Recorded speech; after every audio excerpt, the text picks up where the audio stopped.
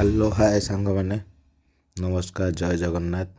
ସାଙ୍ଗମାନେ ଆସନ୍ତୁ, ଆପଣଙ୍କୁ ଆଜି ଗୋଟେ ବଢ଼ିଆ ଜାଗାଟେ ଆପଣଙ୍କୁ ମୁଁ ଦେଖିବାକୁ ଯାଉଛି।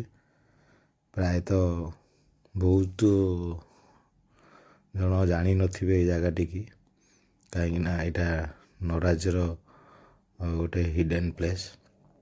ପ୍ରାୟ ଲୋକାଲ୍ ଲୋକ ଏଇ ଜାଗାରେ ଭୋଜି ଫୋଜି କରନ୍ତି। ମୁଁ ତ ନିଜେ କଟକର ବି ରହିକି ଏ ଜାଗାଟିକି ଜାଣିନଥିଲି। ଆମର ଜଣେ ଏଇଠି ଲୋକାଲ୍ ଷ୍ଟାଫ୍ ଜଣେ ସେ ଜାଗାଟିକି ଆମକୁ ନେଇକି ଆସିଥିଲେ। ଆଉ ଆଜି ଆମେ ଭୋଜି କରିକି ବହୁତ ଖୁସି ଲାଗିଲା।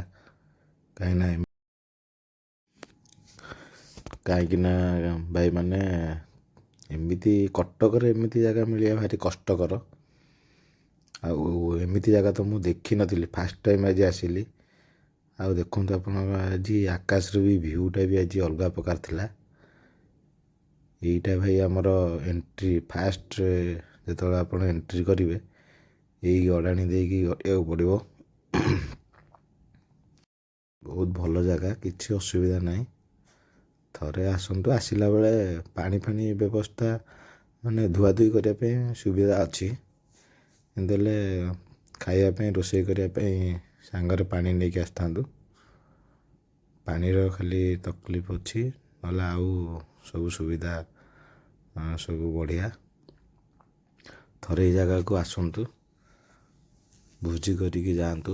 ଥରେ ଦେଖିକି ଯିବେ, ନେକ୍ସଟ ଟାଇମ୍ ଯେତେବେଳେ ଭୋଜି ପ୍ଲାନିଂ ହେବ, କେଉଁ ସାଙ୍ଗସାଥି କରିବେ, ନିଶ୍ଚିତ ଆପଣ ତାଙ୍କୁ ଏଇ ଜାଗାଟିକି ରେଫର୍ କରିବେ।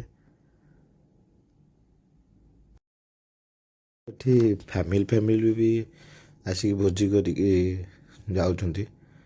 ଯଦି ଫ୍ୟାମିଲି ଭୋଜି କରିବାକୁ ଆସୁଛନ୍ତି, ତାହେଲେ ଟିକେ ଜଲ୍ଦି ଆସିକି ଆପଣ ଭଲ ଜାଗାଟିକି ବାଛିକି ତାକୁ ସଫାସୁତୁରା କରିକି ଆସିକି ଭୋଜି କରିକି ଯାଆନ୍ତୁ।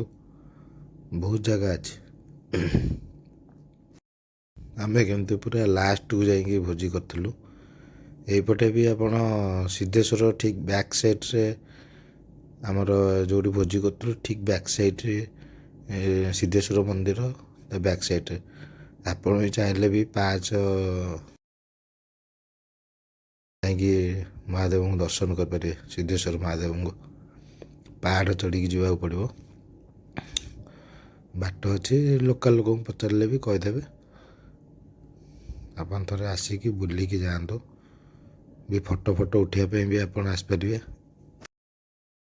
ଆମେ ତ ବହୁତ ସାରା ଆଜି ଫଟୋ ଉଠାଇଛୁ, ଏନ୍ଜୟ କରିଛୁ।